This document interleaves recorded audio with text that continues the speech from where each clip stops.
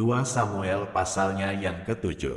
Ketika raja telah menetap di rumahnya dan Tuhan telah mengaruniakan keamanan kepadanya terhadap semua musuhnya di sekeliling, berkatalah raja kepada Nabi Nathan, "Lihatlah, aku ini diam dalam rumah dari kayu aras, padahal tabut Allah diam di bawah tenda." Lalu berkatalah Nathan kepada raja, "Baik, lakukanlah segala sesuatu yang dikandung hatimu, sebab Tuhan menyertai engkau." Tetapi pada malam itu juga datanglah firman Tuhan kepada Nathan. Demikian, "Pergilah, katakanlah kepada hambaku Daud, beginilah firman Tuhan, masakan engkau yang mendirikan rumah bagiku untuk kudiami. Aku tidak pernah diam dalam rumah sejak aku menuntun orang Israel dari Mesir sampai hari ini, tetapi aku selalu mengembara dalam kemah sebagai kediaman. Selama aku mengembara bersama-sama seluruh orang Israel, pernahkah aku mengucapkan firman kepada salah seorang hakim orang Israel, yang kuperintahkan menggembalakan umatku Israel, demikian, mengapa kamu tidak mendirikan bagiku rumah dari kayu aras? Oleh sebab itu, beginilah kau katakan kepada hambaku Daud, beginilah firman Tuhan semesta alam, akulah yang mengambil engkau dari padang, ketika menggiring kambing domba, untuk menjadi raja atas umatku Israel. Aku telah menyertai engkau di segala tempat yang kau jalani dan telah melenyapkan segala musuhmu dari depanmu. Aku membuat besar namamu seperti nama orang-orang besar yang ada di bumi. Aku menentukan tempat bagi umatku Israel dan menanamkannya, sehingga ia dapat diam di tempatnya sendiri dengan tidak lagi dikejutkan dan tidak pula ditindas oleh orang-orang lalim seperti dahulu, sejak aku mengangkat hakim-hakim atas umatku Israel. Aku mengaruniakan keamanan kepadamu daripada semua musuhmu. Juga diberitahukan Tuhan kepadamu, Tuhan akan memberikan keturunan kepadamu. Apabila umurmu sudah genap dan engkau telah mendapat perhentian bersama-sama dengan nenek moyangmu, maka aku akan membangkitkan keturunanmu yang kemudian, anak kandungmu, dan aku akan mengokohkan kerajaannya.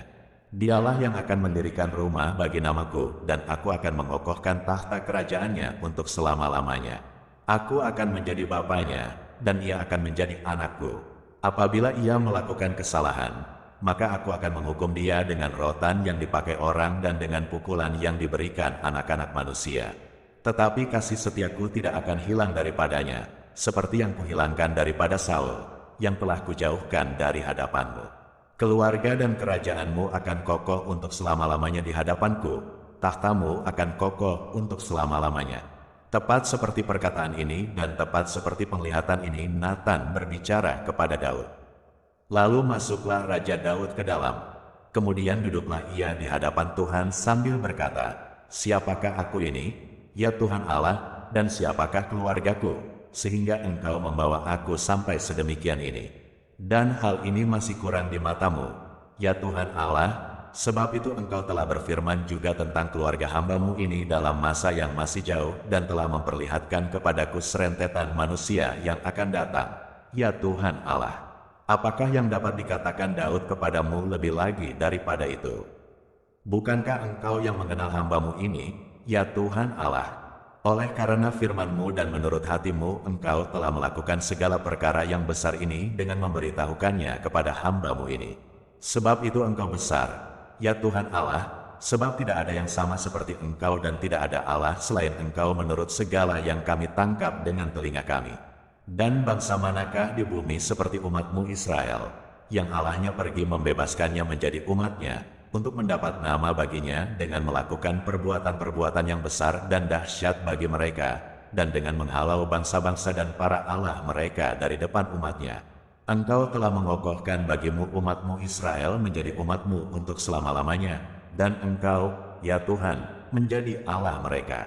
Dan sekarang, ya Tuhan Allah, tepatilah untuk selama-lamanya janji yang kau ucapkan mengenai hambamu ini dan mengenai keluarganya, dan lakukanlah seperti yang kau janjikan itu. Maka namamu akan menjadi besar untuk selama-lamanya, sehingga orang berkata, Tuhan semesta alam ialah Allah atas Israel. Maka keluarga hambamu Daud akan tetap kokoh di hadapanmu. Sebab engkau, Tuhan semesta alam, Allah Israel, telah menyatakan kepada hambamu ini, demikian, aku akan membangun keturunan bagimu. Itulah sebabnya hambamu ini telah memberanikan diri untuk memanjatkan doa ini kepadamu. Oleh sebab itu, Ya Tuhan Allah, Engkaulah Allah dan segala firman-Mu lah kebenaran, Engkau telah menjanjikan perkara yang baik ini kepada hamba-Mu. Kiranya Engkau sekarang berkenan memberkati keluarga hamba-Mu ini, supaya tetap ada di hadapan-Mu untuk selama-lamanya. Sebab, ya Tuhan Allah, Engkau sendirilah yang berfirman dan oleh karena berkat-Mu keluarga hamba-Mu ini diberkati untuk selama-lamanya. 2 Samuel pasalnya yang ke-8. Sesudah itu Daud memukul kalah orang Filistin dan menundukkan mereka. Lalu Daud mengambil kendali pemerintahan atas ibu kota dari tangan orang Filistin. Dan ia memukul kalah orang Moab. Lalu sambil menyuruh mereka berbaring di tanah, ia mengukur tempat mereka dengan tali. Diukurnya 2 kali panjang tali itu untuk mematikan dan 1 tali penuh untuk membiarkan hidup. Maka orang Moab takluk kepada Daud dan harus mempersembahkan upeti. Selanjutnya Daud memukul kalah Hadadezer bin Rehob, Raja Zoba, ketika ia pergi memulihkan kekuasaannya pada sungai Efrat. Daud menawan daripadanya 1.700 orang pasukan berkuda dan 20.000 orang pasukan berjalan kaki. Lalu Daud menyuruh memotong urat keting segala kuda kereta, tetapi dengan meninggalkan 100 ekor kuda kereta. Lalu orang Aram dari Damsyik datang menolong Hadadezer, Raja Zoba, tetapi dari antara orang Aram itu Daud menewaskan 22.000 orang. Kemudian Daud menempatkan pasukan-pasukan pendudukan di daerah orang Aram dari Damsyik. Orang Aram itu takluk kepada Daud dan harus mempersembahkan upeti. Tuhan memberi kemenangan kepada Daud kemanapun ia pergi berperang. Sesudah itu Daud mengangkut perisai-perisai emas yang dipakai oleh anak buah Hadadezer, lalu membawanya ke Yerusalem. Dan dari Betah dan dari Berotai, yaitu kota-kotanya Hadadezer, Raja Daud mengangkut amat banyak tembaga.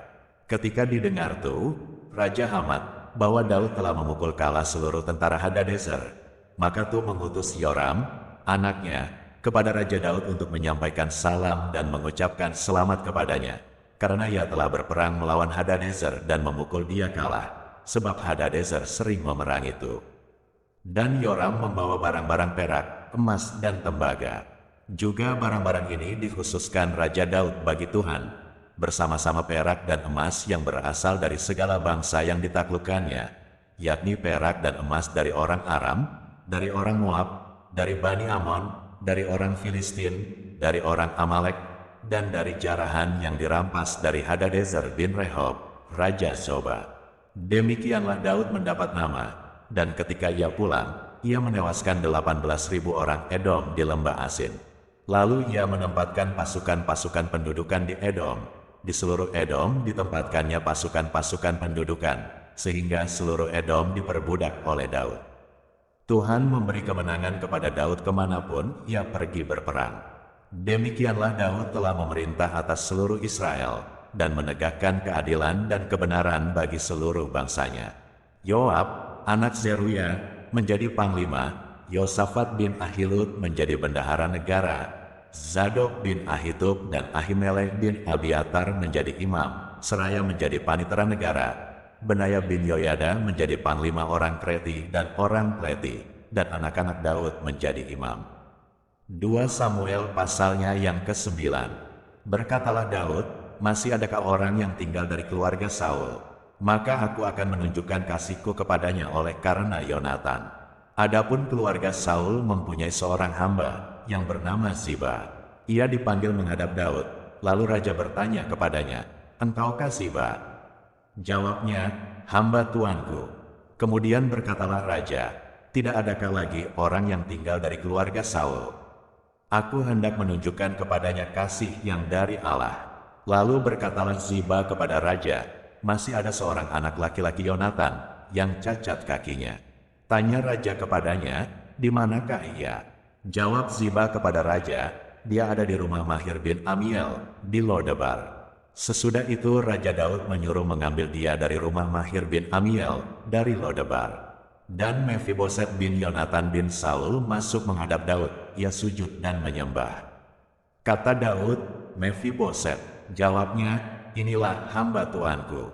Kemudian berkatalah Daud kepadanya, "Janganlah takut, sebab aku pasti akan menunjukkan kasihku kepadamu oleh karena Yonatan, ayahmu. Aku akan mengembalikan kepadamu segala ladang Saul, nenekmu, dan engkau akan tetap makan sehidangan dengan aku.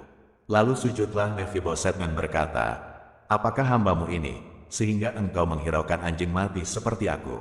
Lalu raja memanggil Ziba, hamba Saul itu, dan berkata kepadanya, segala sesuatu yang adalah milik Saul dan milik seluruh keluarganya kuberikan kepada cucu tuanmu itu. Engkau harus mengerjakan tanah baginya, engkau, anak-anakmu dan hamba-hambamu, dan harus membawa masuk tuayannya, supaya cucu tuanmu itu ada makanannya. Mephiboset, cucu tuanmu itu, akan tetap makan sehidangan dengan aku. Ziba mempunyai 15 orang anak laki-laki dan 20 orang hamba. Berkatalah Ziba kepada raja, hambamu ini akan melakukan tepat seperti yang diperintahkan tuanku raja kepadanya. Dan Mephiboset makan sehidangan dengan Daud sebagai salah seorang anak raja. Mephiboset mempunyai seorang anak laki-laki yang kecil, yang bernama Mika. Semua orang yang diam di rumah Ziba adalah hamba-hamba Mephiboset. Demikianlah Mephiboset diam di Yerusalem, sebab ia tetap makan sehidangan dengan raja. Adapun kedua kakinya timpang,